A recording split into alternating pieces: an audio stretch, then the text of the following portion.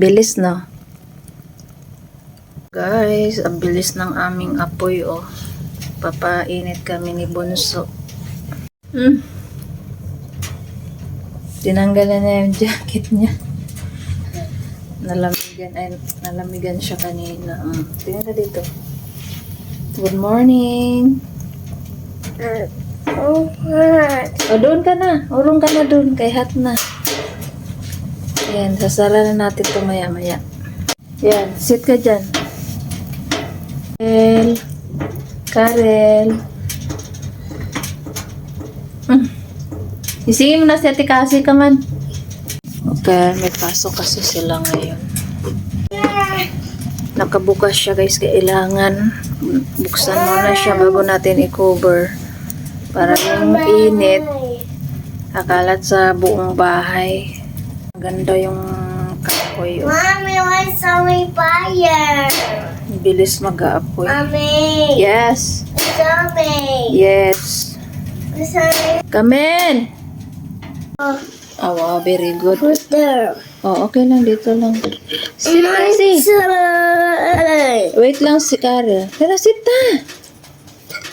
Dali. Dali na nga, tanghali na. Sit down. Sit down nga.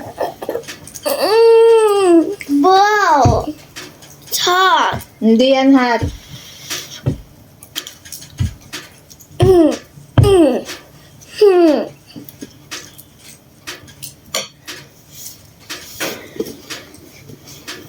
Kunin mo na. Masungit talaga sila.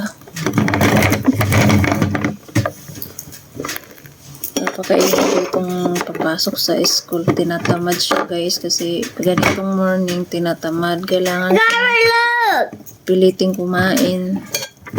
Kasi yung baon niya sa school hindi rin naman masyadong kinakain. Nabibili sa kakalaro. Kaya kailangan niyang kumain. Ma. Yung baon niya nabibili lang dito sa bahay. Alin? Sige.